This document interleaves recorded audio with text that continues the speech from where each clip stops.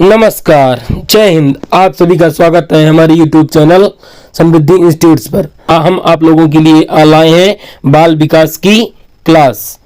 तो आइए हम आप लोगों को बहुत बेहतर तरीके से आज नए तरीके से सवाल लाए हैं और बहुत जो परीक्षा में लगभग आते ही रहते हैं, C TET, MP TET, UP TET, रेट, CG टेट, जितने भी प्रकार के होते हैं पेपर, उन सभी से छांट करके हम आप लोगों के लिए बहुत बेहतर क्वेश्चन लाए हैं। तो अपनी परीक्षा में अपना एक पद तय करने के लिए, शिक्षक पद एक तय करने के लिए, अपने आप को शिक्षक बनाने के लिए हमारे चैनल को सब्सक्राइब करें, लाइक करें, कमेंट करें और इसी तरह बेहतर सवाल को अपने नोट्स पर लिखते चलें और पढ़ते भी चलें। तो आइए हम शुरू करते हैं आज का पहला सवाल। हमारा पहला सवाल कह रहा है कि बुद्धि की स्पीयरमैन परिभाषा के कारक जी हैं। कारक जी कौन सा है? तो स्पीयरमैन ने दो प्रकार की बुद्धि बताई है, एक यस प्रकार की बुद्धि, दूसरी जी प्रकार की बुद्धि।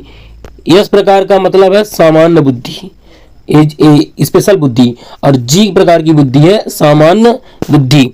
तो जी प्रकार की जो है कैसी बुद्धि? वैश्विक बुद्धि नहीं, अनुमानसिक बुद्धि नहीं, उत्पादिक बुद्धि नहीं, सामान्य बुद्धि। ठीक है ना, हमारा ऑप्शन नंबर डी सही हो जाएगा, सामान्य बुद्धि है।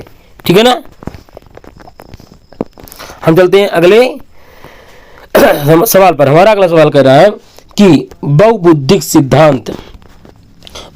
सिद्धांत के संदर्भ में एयरफोर्स पायलट बनने के लिए निम्नलिखित में से कौन सी बुद्धि की आवश्यकता होती है? जो बुद्धि के प्रकार हैं उनमें से जो एयर पायलट बनने के लिए किस प्रकार की बुद्धि चाहिए? अंतराव्यक्तिक नहीं, भाषिक बुद्धि भी नहीं चाहिए, गतिक बुद्धि चाहिए। एयरफोर्स पायलट बनने के लिए क्या चाहिए? गतिक बुद्धि चाहिए। ऑप्शन नंबर डी हमारा सही हो जाएगा। हम चलते हैं अब अगले सवाल पर।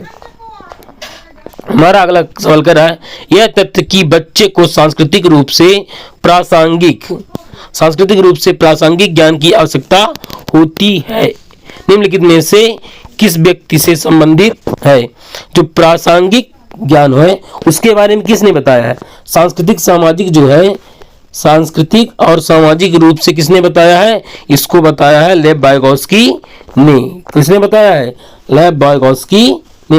ऑप्शन नंबर ए हमारा सही हो जाएगा। चार्ल्स डेविन नहीं, B.F. स्किनर नहीं, ह्यू ब्राउन फ्रेशब्रेनर नहीं, हमारा ऑप्शन नंबर ए सही हो जाएगा। इन्होंने बताया कि बच्चे का विकास जो सांस्कृतिक रूप, सामाजिक रूप से होता है। ठीक है ना, अब चलते हैं अगले सवाल पर। हमारा अगला सवाल कर रहा है कि मनोसामाजिक सिद्धांत निम्नलिखित में से किस पर बल देता है?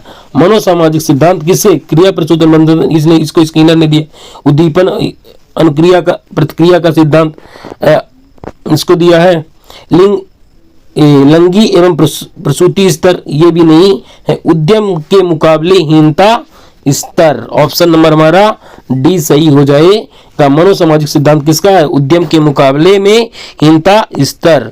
ठीक है ना, अब चलते हैं अपने अगले सवाल पर। हमारा अगला सवाल कह रहा है कि शिक्षण का विकासात्मक परिप्रेक्ष्य शिक्षकों से क्या मांग करता है? कि इस प्रकार के अधिगम उपलब्ध कराएं जिनका परिणाम केवल संज्ञानात्मक विकास की। गलत बात, केवल तो करना ही नहीं है, केवल नकारात्मक। कठोर अनुशासन, ये भी गलत है, कठोर अनुशासन करना ही नहीं है। न उनको मारना है, न डांटना है, कुछ नहीं करना है। न विकासात्मक कारकों के ज्ञान के अनुसार अनुदेशनात्मक युक्तियों का अनुकूलन करनी, ये ऑप्शन नंबर हमारा सी सही हो जाएगा। विभिन्न विकासात्मक अवस्था वाले बच्चों के साथ समान रूप से व्यवहार करें, नहीं, हमारा ऑप्शन नंबर ए सी सही हो जाए। या अनुदेशनात्मक युक्तियां लानी चाहिए। युक्तियां प्रकार, कितने प्रकार से हम बच्चों को सिखा सकते हैं, ये हमारी जो मांग है। हमारा ऑप्शन नंबर सी सही हो जाएगा। हम चलते हैं अगले सवाल पर। हमारा अगला सवाल क्या कह रहा है कि भारत के अधिकांश कक्षाओं बहुभाषी हैं, उसमें गुजराती भी पढ़ते हैं बालक, मराठी भी पढ़ते हैं, हिंदी वाले भी पढ़ते हैं, बघेली पढ़ते हैं, भोजपुरी पढ़ते हैं, या अनेक प्रकार की जो मातृभाषाएं हैं उस प्रकार की जो बच्चे होते हैं उस पर आकर उस कक्षा में पढ़ते हैं। तो इसे शिक्षक द्वारा किस रूप से में देखना चाहिए। क्या समस्या है? ये समस्या तो हो ही नहीं सकती। संसाधन है, बाधा नहीं, परेशानी नहीं। हमारा ऑप्शन नंबर बी सही हो जाएगा। यह क्या है? एक प्रकार का संसाधन है। ठीक है ना। अब चलते हैं अगले सवाल पर। यदि आप लोगों को हमारा वीडियो अच्छा लग रहा है तो लाइक करें, कमेंट करें और हमारे चैनल को सब्सक्राइब करें। ठीक है ना। चलते हैं अगले सवाल पर। शिक्षार्थियों द्वारा की गई गलतियां एवं त्रुटियां क्या हैं? जो बालक जो है उस क्या करता है? पढ़ते समय कुछ ना कुछ गलतियां करता है, त्रुटियां करता है, तो वो क्या है? शिक्षक और शिक्षार्थियों की असफलता का सूचक है? ऐसा तो नहीं है। उसके चिंतन को समझने के लिए अवसर के रूप में देखी जानी चाहिए। कठोरता से निपट, कठोरता तो बिल्कुल करना ही नहीं, ये सीधे नकारात्मक है और सीधे आप अगर इसमें टिक मारेंगे वो आपको ठोक देगा। ठीक है ना। इसलिए इस प्रकार के सब ऑप्शन को हमको नहीं लगाना है। बच्चों को कमजोर और उत्कृष्ट चिन्हित करने का अवसर मिलता है, ये भी गलत है। उनको छांटना नहीं कि तुम अच्छे, कठोर, ये उत्कृष्ट, तुम कमजोर, उनको सामान्य रूप से लेकर के चलना है। हमारा ऑप्शन नंबर बी जो है सही हो जाएगा। उनके चिंतन को समझने के अवसर के रूप में देखना चाहिए। ठीक है ना। अब चलते हैं अगले सवाल पर। हमारा अगला सवाल कह रहा है कि किसके विचार से बच्चे सक्रिय ज्ञान निर्माता तथा नन्हे वैज्ञानिक हैं, जो संसार के बारे में अपने सिद्धांत की रचना करते हैं? किसने बताया कि बच्चे जो हैं सक्रिय निर्माता होते हैं और नन्हे वैज्ञानिक होते हैं, जो संसार के अपने ज्ञान के रूप में देखते हैं? पावलोव नहीं, यंग नहीं, पियाजे हाँ, इन्होंने बताया कि बच्चे जो है संसार में अपने ज्ञान के, स्किनर नहीं। हमारा ऑप्शन नंबर जो बी है ये सी सही हो जाएगा। पियाजे ने बताया है कि बच्चे जो है नन्हे वैज्ञानिक होते हैं। इन्हें विकासात्मक जो सिद्धांत दिया है इन्होंने दिया है। इन्होंने 4 अवस्थाएं बताई है। ठीक है ना। अब चलते हैं हम अगले सवाल पर। हमारा अगला सवाल कह रहा है कि बाल केंद्रित शिक्षा शास्त्र का अर्थ क्या है? बाल केंद्रित की जो बालक पर केंद्रित होकर लिखा गया शास्त्र है वो क्या है? बाल केंद्रित शिक्षा शास्त्र है। ठीक है ना। बच्चों को शिक्षक का अनुगमन अनुकरण करने के लिए कहना चाहिए कि बच्चा जो है केवल शिक्षक का ही अनुकरण करे, ये तो ऐसा नहीं होता है।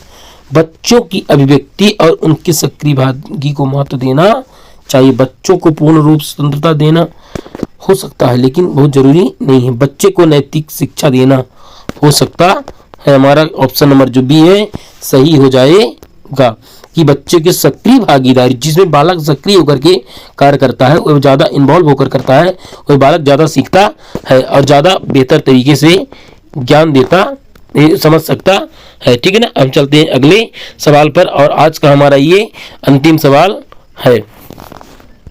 हमारा अंतिम सवाल क्या कह रहा है? जटिल परिस्थितियों को संसाधित करने में शिक्षक बच्चों की सहायता कर सकता है। कोई काम बहुत कठिन है, उसके क्या करता है बालक, ये शिक्षक उसे बच्चों को सहायता देता है। तो वह किस प्रकार से सहायता दे सकता है? कोई भी सहायता ना देकर, ये यहाँ पर ना होना चाहिए, ना देकर जिससे बच्चे अपने आप निर्वहन करना सीखें।